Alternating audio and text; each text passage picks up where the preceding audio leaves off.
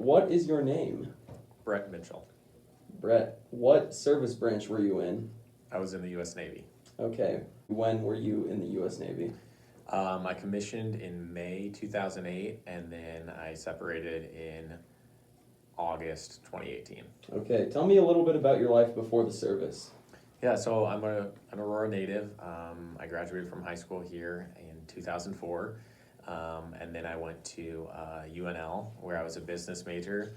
And at the end of my freshman year, I elected to join ROTC in order to pursue this dream and possible career path. And from then on, I was in the Navy one way or another.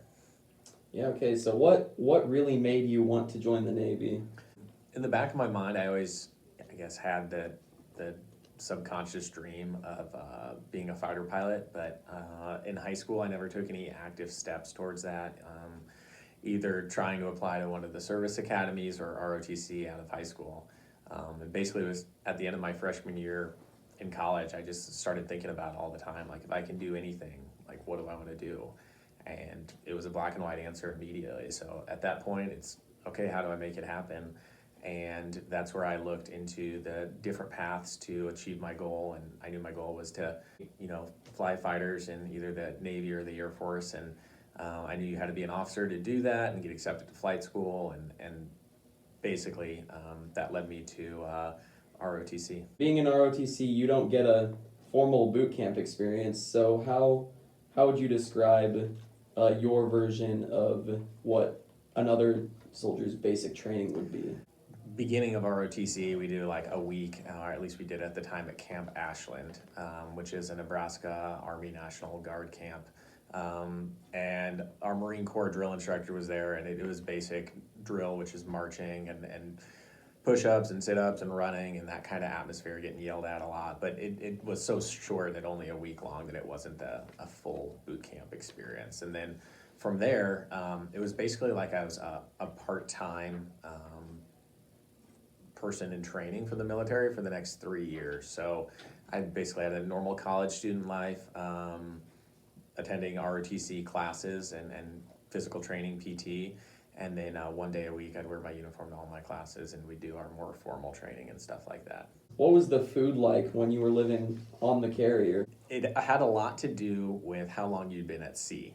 So when the carrier first pulls out, it's fully stocked with provisions and food. But the longer it's been that you've been out to sea, especially without an underway replenishment, so another big Navy supply ship pulling up alongside, the more they get away from fresh ingredients, and it just turns into everything's been in a can. And you go through a lot of food when there's 5,000 people on board. But I say it ranged from pretty good to pretty bad, but never on either end of the extreme. What did you do with your free time in the military? So I guess while I was ashore or in flight school, I'd spend time working out. I was big into running in high school, and that continued to be a hobby of mine. And then living in California was great. My wife and I would travel a lot. Since we lived in Central California, we'd go to the mountains to our east, or up to San Francisco, northwest about 3 hours, or down to LA or San Diego south of us. So we traveled a lot. And I guess that and the culture of Navy fighter aviation, especially where I was based on the West Coast, is there was a lot of social activities. So we'd spend a lot of our free time on the weekends hanging out with my coworkers and their spouses. Mm-hmm. Walk me through kind of like your training experience in flight school all the way up to being able to fly planes for the Navy. When I was accepted to flight school, it was as a pilot slot. So I knew I was going to be a front seater, is what we kind of refer to it as. The first phase of that is API, Aviation Pre-Flight Indoctrination, down in Pensacola, Florida, and that's basic classroom stuff and survival training, water survival training. And then from there, I went to primary flight school in Corpus Christi, Texas, and that's kind of the place you break out the most amongst your peers. And it's based on your performance, your desires, and most importantly, the needs of the Navy. So I knew I wanted to fly jets, so I worked as hard as I could over those 6 months, and and did well, and was able to select tailhook aviation at the time. So basically, I knew I was going to fly some kind of airplane off an aircraft carrier. And then I went 40 minutes south of there to Naval Air Station Kingsville, also in Texas. And that's where, same thing, just flying a different airplane. And I was fortunate to do well enough that I selected to fly the F-18. On a day-to-day, maybe you weren't flying every day. Tell me about your job duties just from waking up to when you're off. One thing that definitely is different about being a pilot in the Navy versus the Air Force is once you get to a deployable command tour, you have a lot of additional what we call ground jobs and apart from flying. So my primary job was to be prepared for my flights, to grow in my knowledge and qualifications and skill set, but then just almost just as important is to learn to be a good leader. And that's where those ground jobs come in. So I had many jobs that changed probably every 8 to 14 months or so while I was in the Navy. But those jobs were basically learning leadership and being in a leadership role for our sailors and one division or branch of our maintenance department typically. What were the hours? So it really depends. As a pilot, it's all driven by the flight schedule. So if I had a flight that briefed at 6 a.m. the next day, then that meant I needed to be at the squadron probably about 4:30 to start getting ready for that event, especially if I was briefing and leading it. If it was, I wasn't flying till that evening, then I wouldn't show up to work until probably early to mid-afternoon, work on my ground jobs for a few hours, and then start preparing for that night flight. And this all comes back to a concept of crew day, in which you can't be at work for more than 12 hours from when you show up there to when you land. So, and that's done completely for safety reasons as air crew. Where were you stationed? So after flight school, I spent the rest of my time in the Navy at one base. So that's kind of unique in the military to not move. But I was there for almost 8 years, or just over 8 years, and that was at Naval Air Station Lemoore, California, and that's in Central California, about 40 minutes south of Fresno in the San Joaquin Valley. Did you have any frightening experiences or scares when you were flying? Really just one that came to mind. It was in flight school. Freak occurrence of what happened. We were doing, practicing to go to the aircraft carrier for the first time, and basically we were playing follow the leader around the base to come back to start our touch and goes, and the guy behind me started cutting me out, so I was focused on him instead of the guy I was following, and there was some confusion on course rules in terms of whether or not we were going to fly around a town or stay closer to the base. And as I was distracted with the guy behind me who couldn't see me and talking his eyes onto me, the guy in front of me who went around this small town, and I didn't, had a near mid-air collision with me, and I never saw it coming. He was on the other side. As I was basically looking to my left, he was right and onto my right side and behind me. That was definitely the scariest moment, because just hearing him talk about it, he heard us talking to each other, and he kind of had like that slow motion experience where he kind of pieced it all together at one time and then saw my aircraft at the last second and then just pushed forward on the stick as hard as he could. And he barely missed me by, I don't know, 5 feet, which when you're going over 300 miles an hour is a pretty close call.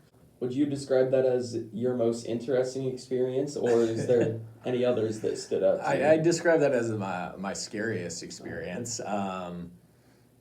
Interesting, I'd say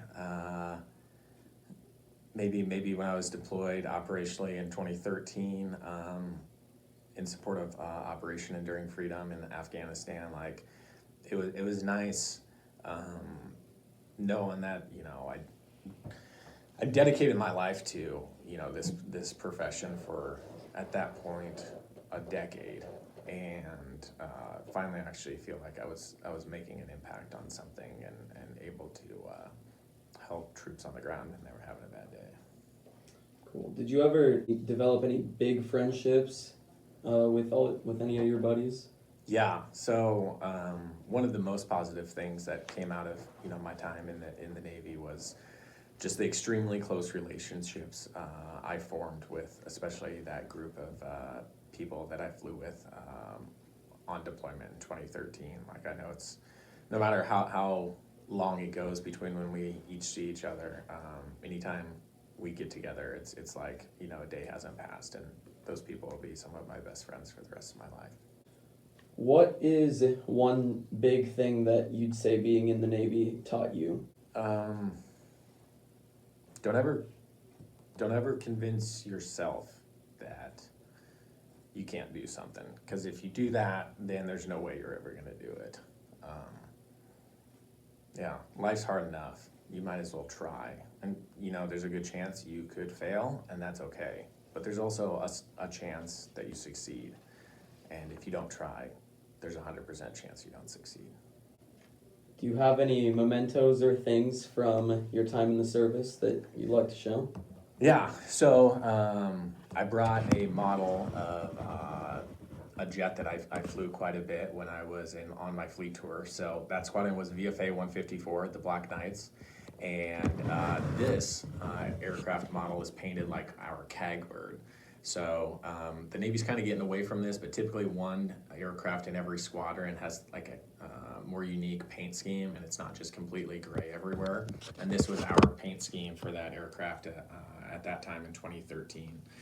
And another thing it's representative of is the combat loadout we were carrying in Afghanistan at that time. So you can see on this wingtip there's a AIM-9X, and that's a heat-seeking air-to-air missile. And then on this side there is a GBU 32, which is a 1,000-pound GPS-guided bomb.